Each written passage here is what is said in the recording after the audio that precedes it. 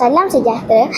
Saya Avril Lively Afoso Francis, pengacara kita pada hari ini. Terima kasih kerana sudi bersama saya dalam sesi temu duga program pencegahan dadah pada hari ini.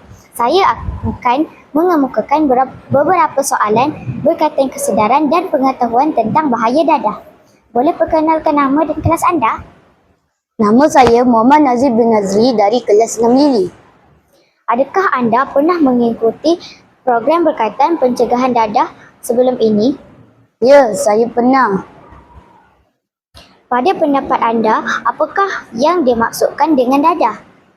Dadah ialah sesuatu ubat yang digunakan untuk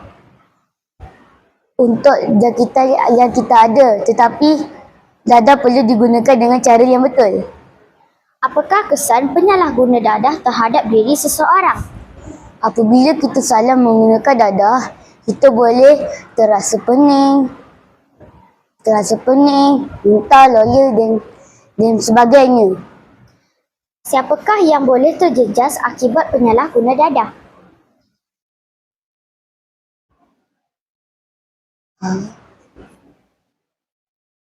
Boleh diminta ulang balik?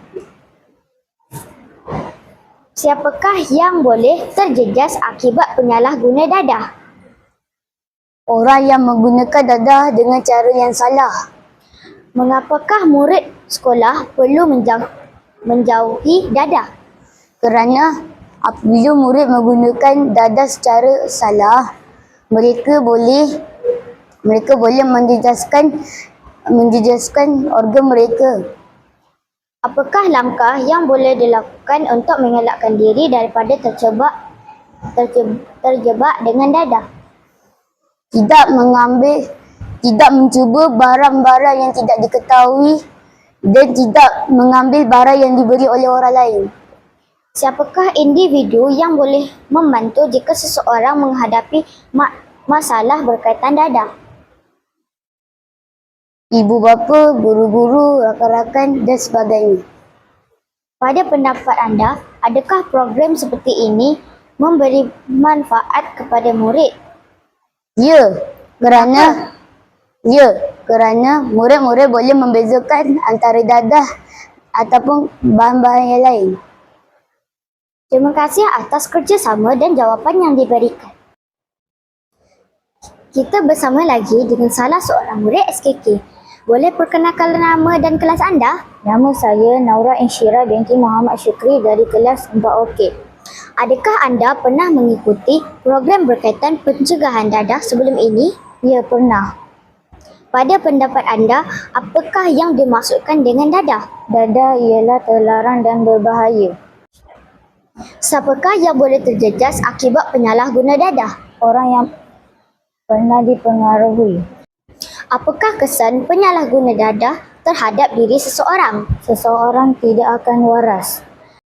Pada pendapat anda, adakah program seperti ini memberi manfaat kepada murid? Ya, kerana memberi kesedaran kepada saya. Terima kasih atas kerjasama dan jawapan yang diberikan. Di sini seorang lagi murid SKK. Boleh perkenalkan nama dan kelas anda? Nama saya Farisha Noran binti Muhammad Asra dari kelas 4OK.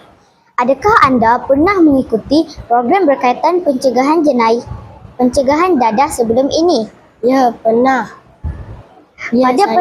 Pada pendapat anda, apakah yang dimaksudkan dengan dadah?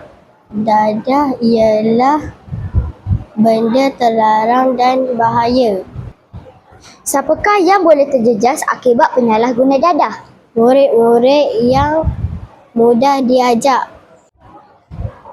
Apakah kesan penyalahguna dadah terhadap diri seseorang? Kita akan cepat marah. Seorang lagi murid SKK. Boleh perkenalkan nama dan kelas anda? Nama saya Anis Nazira binti Muhammad Hanafi dari kelas 4OK. Adakah anda pernah mengikuti program berkaitan pencegahan dadah sebelum ini? Ya. Pada pendapat anda, apakah yang dimaksudkan dengan dadah? Dadah ialah barang terlarang dan berbahaya. Apakah langkah yang boleh dilakukan untuk mengelakkan diri daripada terjebak dengan dadah? berkata tidak kepada dadah? Siapakah individu yang boleh membantu jika seseorang menghadapi masalah berkaitan dadah? Polis. Apakah kesan penyalahguna dadah terhadap diri seseorang? Dia akan menjadi tidak waras. Pada pendapat anda, adakah program seperti ini memberi manfaat kepada murid? Ya, Mengapa? kerana dia memberi kesedaran. Terima kasih atas kerjasama dan jawapan yang diberikan. Diharapkan program ini dapat meningkatkan kesedaran kita tentang bahaya dadah serta kepentingan menjaga diri dan masa depan. Sekian, terima kasih.